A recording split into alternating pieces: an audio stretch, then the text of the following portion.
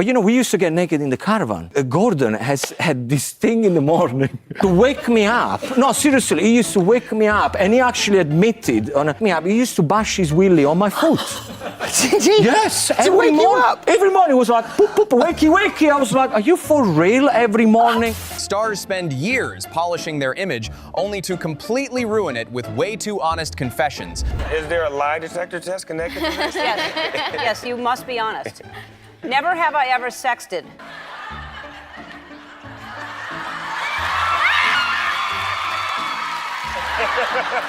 You've sexted? Do you know what that is?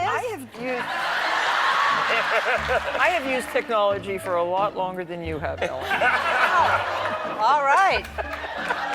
Told my mother this the other day, and she thought it was hilarious. I said, when I was 15 years old, my first girlfriend cheated on me. I remember making a decision that nobody would ever cheat on me again, and the way I was going to do that is by being the biggest actor on earth. There's been this weird psychology that I've always felt like if my movies are number one, my life is going to work out great. You share that? Sorry, I was just trying to see Shaq's penis. Apologize, and I'm out of here. Please don't tell Shaq this happened. So I see Shaq later on the set. I guarantee that guy ratted me out. So I said, sorry about that before with your security guard. And he goes, I don't got a security guard, that was my dick.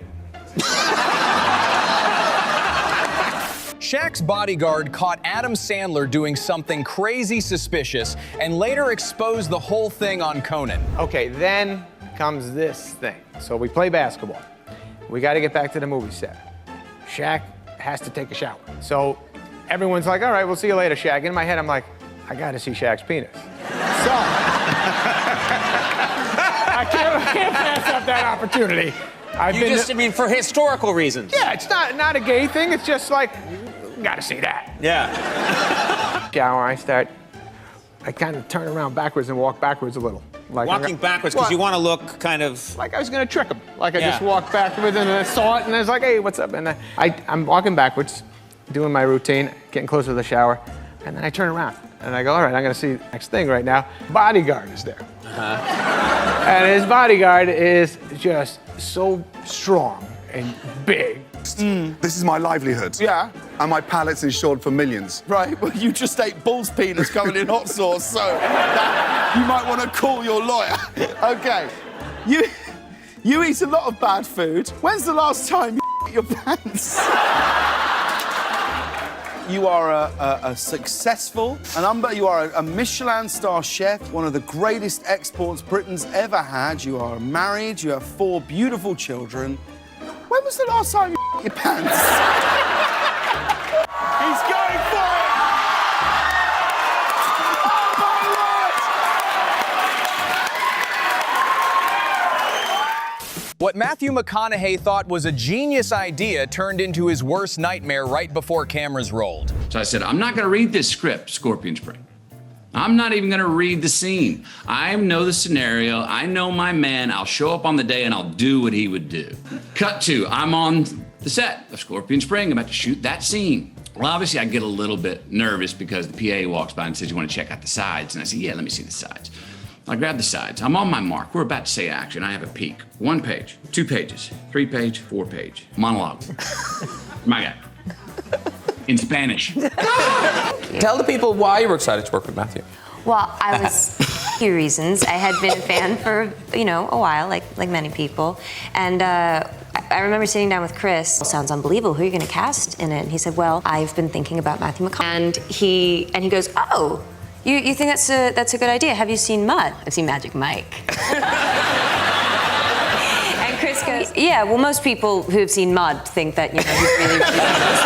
And I'm just like, Magic Mike. Magic Mike is the performance. Was there one celebrity that just, you went on overload? Like that was your big I lost celebrity? my mind one time, and it is the most embarrassing story ever. Okay. And I was obsessed with NSYNC when I was 17. I mean, boys liked to kiss me and I was popular. But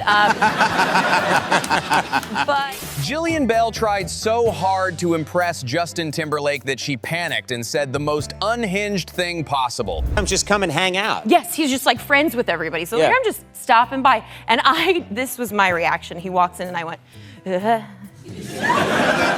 And so now Kristen and Justin are having a conversation, friendly banter. And at the time, MacGruber was coming out. Right. And so she had this poster printed out and they were doing a total bit about like, girl, look at that ass. Like they were just like, look how good you look. So this is when I'm like, pipe in. Say something. Say anything. And so they're just like, look at that butt. Yeah, put a penis in that butt.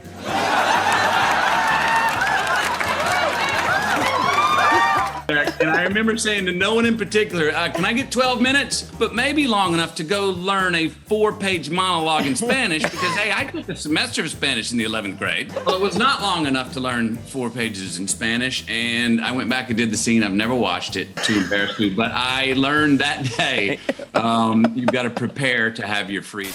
J-Law was super confident in her prank on Seth Meyers until one detail ruined the entire plan instantly. He's gonna ask me out. He's totally gonna ask me out. No. And then like later in the week, I was like, I mean, he said like, surely, because I created the romance in my head because I'm delusional. Okay. And so I was like, okay, you know what? I'm doing it. And so I'm getting a costume fitting, and I had this whole plan. I was gonna ask you out. I talked to the wardrobe lady about it, and I was like, I'm gonna give him my number. And she was like, honey, he's engaged. I was like, cool, good talk.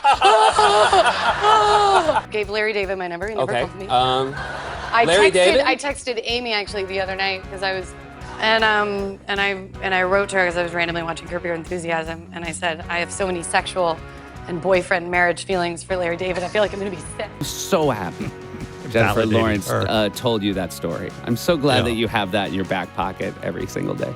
You know, the really funny thing is, now one, I was engaged, so obviously I would never have like a flirt radar up. I feel like when I worked at SNL, I never had the bandwidth to flirt with anyone. And so many, even before even when I was single, beautiful, intelligent women came through that show. And I also feel like I was always like filthy. And so it really, I mostly just think it reflects poorly on Jennifer Lawrence's taste. One night, as you do, we were talking about stuff. And I just had no interest in, and of course, being circumcised, I said. And she said, you're not circumcised.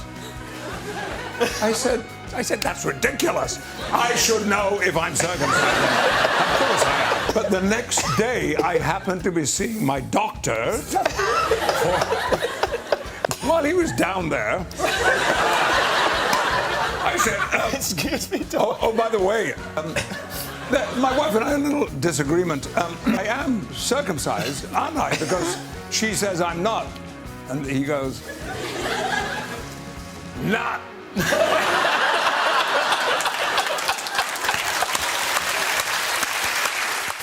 Sir Patrick Stewart dropped a personal secret so wild it sent Hugh Jackman into full-blown hysterics.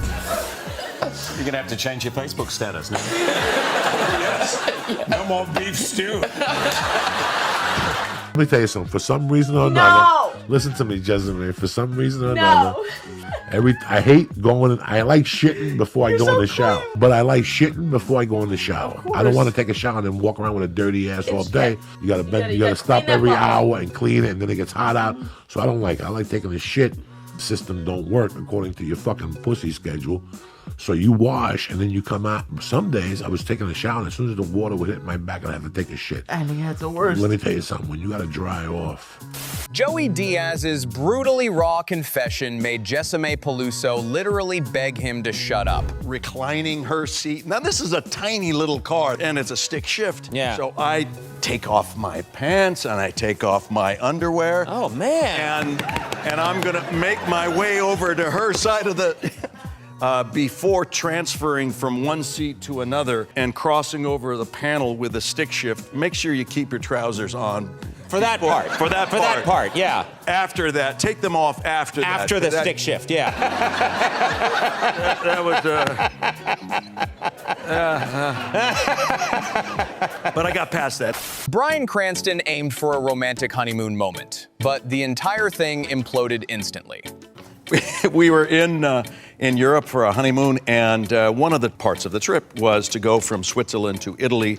And instead of going over the Alps, they said, take the train, and we're going to be in a car. Imagine a flatbed train where 3 cars, bumper to bumper, are on it going through the train. The travel agent said, by the way, the third tunnel is 50 minutes long. I said, we're doing this. Wow, okay. Much to my wife's chagrin. Talk her into it, right? I said, are you ready to use up 7 calories? Yeah. Because that's exciting, and Right. you're on this train. And so we went through one tunnel, and I said, that's one. We got to get to the third tunnel. And by the time the third tunnel, my wife is saying, just get it over with. I mean, hundreds of thousands of photos, but not of us. 100,000 photos, and then at night he would get online on the dial-up and email them to everybody, and you'd have, and I'm not, 400 or 500 pictures of a blurry meatloaf. I grabbed the camera and I went in the bathroom and I just took a picture of my penis. Yeah. One day, I hope it doesn't happen, but there's a penis picture of mine floating around somewhere. Well, guess what? Yeah. We found it. Secondhand embarrassment is real, and Chris DiStefano's dad weaponizes it everywhere he walks. He's the definition of a guy, my father, who doesn't give a f. He just doesn't care at all. And I was in a pizzeria with him, and I saw Steven Tyler, and everybody was like, oh, that's him. And my dad was like, I know who that guy is. Yeah, everybody does. He goes, yeah, f guy. He goes, I gotta say something to him. I was like, Dad, please don't say anything to him. He goes, I gotta say something to him, Chris. He's napkin blotting the oil off his pizza. So that's a sin. You should get punched in the face for that. And he walks up to me, he goes, yo, Bon Jovi. Don't napkin blot the oil off your pizza, you loser. And he was like, I'm Steven Tyler. He goes, you suck. And so I make a bet with my buddy. I'm probably 17 years old. I say to him, I'll bet you $1,000 that someday to ask his wife out on a date. I said, listen, I made this bet with my buddy. You're a cool guy. You're gonna let this go down, right? And he looks at me, he's like, and I'm like, you're the coolest guy I've ever met in my life, right? And so I asked her, and she turned me down. Jennifer Aniston. I'm not making this as reality, not fantasy. Oh, no, it was reality that I wanted to ask Janet Ellis from Blue Peter out. Never happened. I don't know. I remember I was telling you guys that one time my freshman year, I didn't take a shit for a week and a half. I wouldn't say shit to nobody. And on the way home, we got on the bus. And while we were waiting there, my stomach started. The horrifying moments that would make most people cringe, Joey Diaz flexes like literal trophies. That was so bad, right? We were on a bus and people started running, the school buses? People started running to the windows, right? But here's what gets better. I farted again. And the teachers were going, oh my God, he's changing flavors. But the worst thing was the cheerleaders were crying. That's how bad it smelled. They were sitting in front of the bus going, What do you mean, changing flavors? One of the teachers yelled out, oh my God, he's changing flavors. How bad these farts were. That's your next t-shirt. Oh my God, he's changing flavors. I'll never forget looking at the cheerleaders and they were like, oh my God, we've never smelled like this before. It was fucking god awful. A lot of people don't like to audition. I like to audition, and I'll tell you why. I did how I got How I Met Your Mother? I didn't even know you did it. Yeah, if you watch the episode, you're like, Joey, you're an extra. I'm an extra. You know why? Because I went into the audition, I had no underwear on. She goes, get up to read. When I got up to read in the scene, the fucking thing got caught in the hole in my pants and my dick came out. All 3 women sat there and I go, did you see the egg roll? And then I lost them for sure. As I was walking down the street on Fox, my phone rang. My agent goes, go back, you didn't even read. I didn't even read, and they called my agent and said, we love this guy. I went back, and when I went, didn't even read.